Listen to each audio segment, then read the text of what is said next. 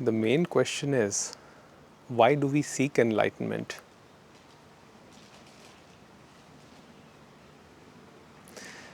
And I would say that the pain of existence can be so challenging for most of us that we try to find some deeper meaning in something extraordinary. Therefore, we conceive of a state where we imagine ourselves to be closest to God. And then we put attributes on that state. We call it the perfect bliss, the permanent bliss.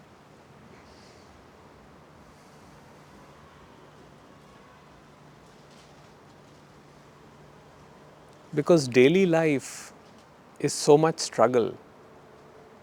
Existing on this plane is no joke. It is painful. Therefore, we seek relief.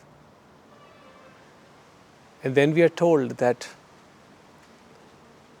if we achieve something which quietens the mind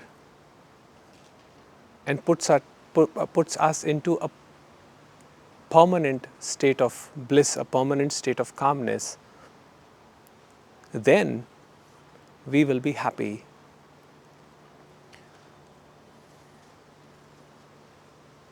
However, that goes against the nature of life.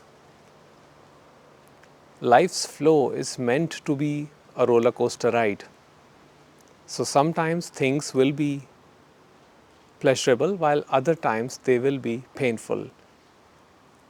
And Nisargadatta Maharaj says that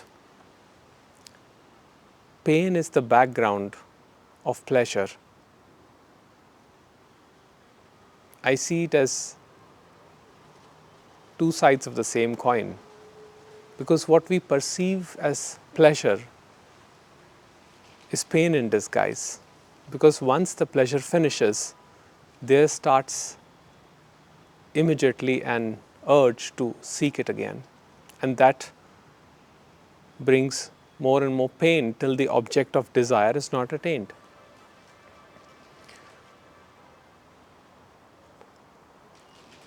Therefore,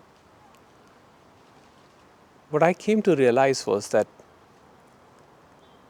enlightenment as a permanent state is just objectification by mind. The mind which says that if you do these things, if you do japa for so many hours or do meditation for so many years, you are eventually going to reach there where there is permanent bliss. That means only happiness and no unhappiness. But the masters say the opposite. They say that acceptance of life's flow, complete acceptance of things the way they are, actually brings peace, and not seeking a state. Because any permanent state is a creation of the mind, and mind by itself is movement. And there is no peace in movement. The peace happens only in stillness.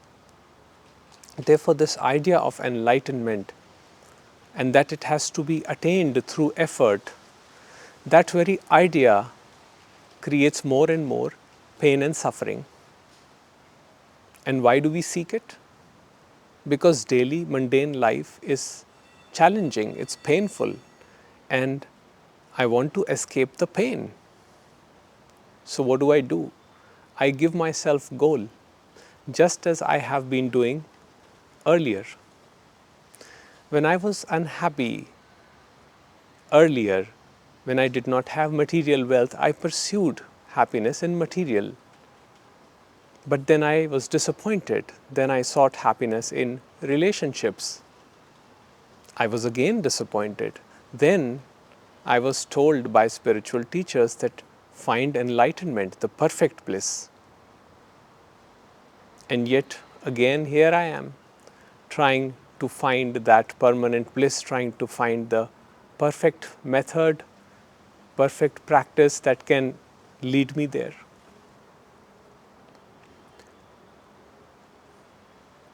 The masters say that the perfect bliss that you seek does not exist. In fact, the seeking continues suffering in horizontal time because you're constantly analyzing, constantly thinking, why am I not there yet? Whereas we never question this I, what this I is, where does it originate from, and what is this movement? Or where is this movement happening? Is it not happening in consciousness? So if this movement that I call I is happening in consciousness as I am seeking enlightenment, the perfect method or perfect bliss that is going to give me something extraordinary, something that others do not have, then I suffer because then I am completely identified with the movement rather than relaxing in the peace of stillness which is here and now and where all the masters are pointing.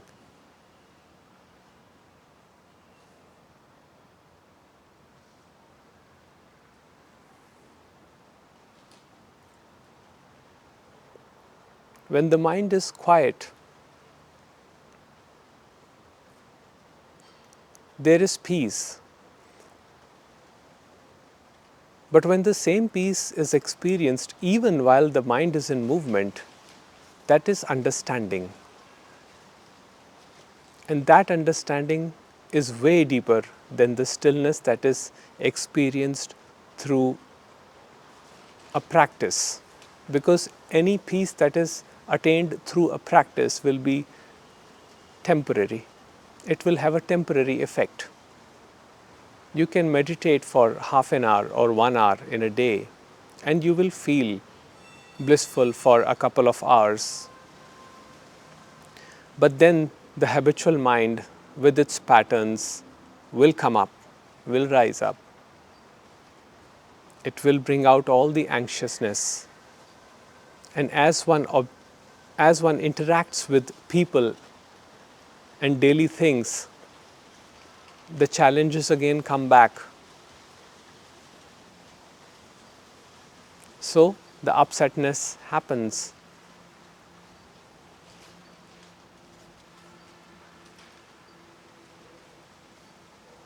Ramana Maharishi always pointed the seeker to their own self. And he would say, investigate this I, where this I originates from.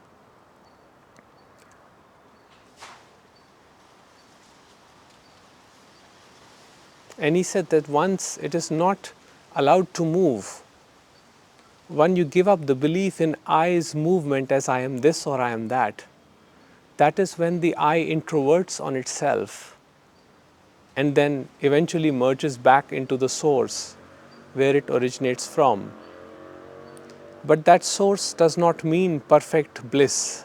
It does not mean that everything is going to be blissful after that. What it simply means is there will be an acceptance of life the way it is. So, what ends up happening is eventually one understands that imperfection is a part of the Creator's perfect plan. Imperfection does not exist apart from perfection. There is no perfect state that can ever be retained. So rather than trying to chase it or attain it or acquire it, just be and see what happens. Because anything that you acquire through effort will be lost. That is the nature of this phenomenality. Anything you try to acquire through effort will be lost, because effort is the separate self. Effort sustains the separate self. With the giving up of effort, the separation ends. So, in your beingness, the eye that shines is not the limited eye, but the universal eye, or you can call it God consciousness, which is the pure witness of everything the way it is. So it does not judge, it does not analyze things as good or bad, moral, immoral, pure, evil. There is no duality there. It is simply the witness which witnesses the arising of everything, even the arising of this pseudo subject that I call me.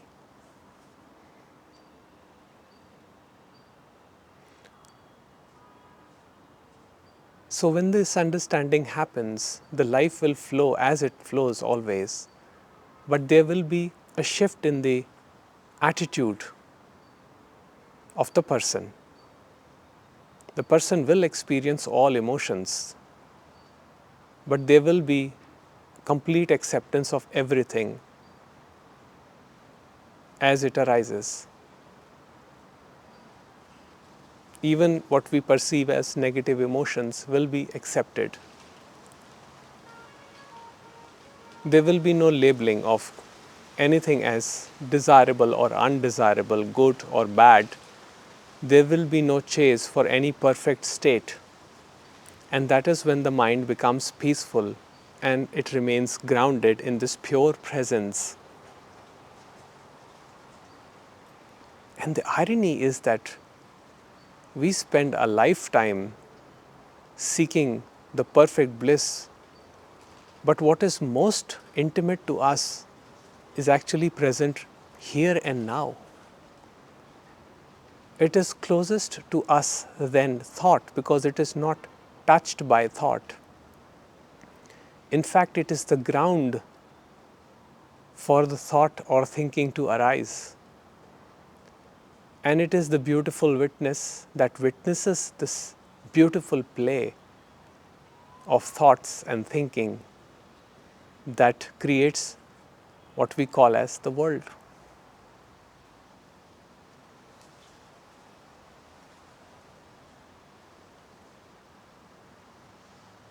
Therefore, final surrender, the seeker gives up the search for enlightenment and simply flows with life, completely alive,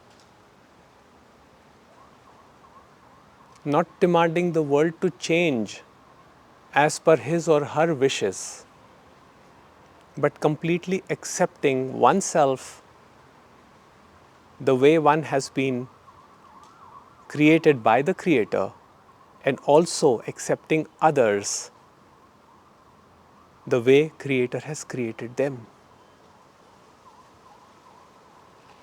That peace is not a personal peace because it is never lost. That acceptance eliminates conflicts in relationships.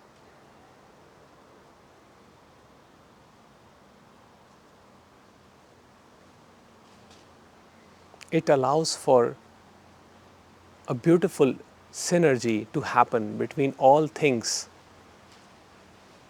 with complete acceptance. Now, one may have preferences in life, which is fine. It is okay to have preferences, but one does not impose their line of thinking onto other people, because it is understood that just as, call it God or consciousness or whatever you want to, just as consciousness created me, so has consciousness created the other. So if I'm allowed to express myself, if I'm allowed to speak my mind, so are others allowed to speak their mind. And then we develop compassion and empathy because we develop the capacity to listen without analyzing.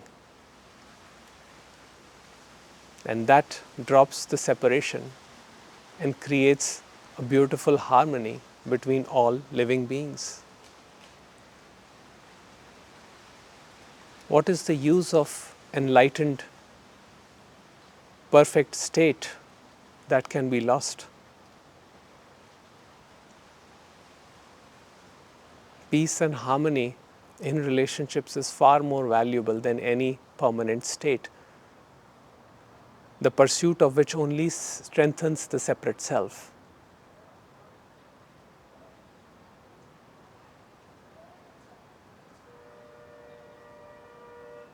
The sage Ashtavakra says that you are the unaffected witness of the phenomenal world. When you know this, you simply be.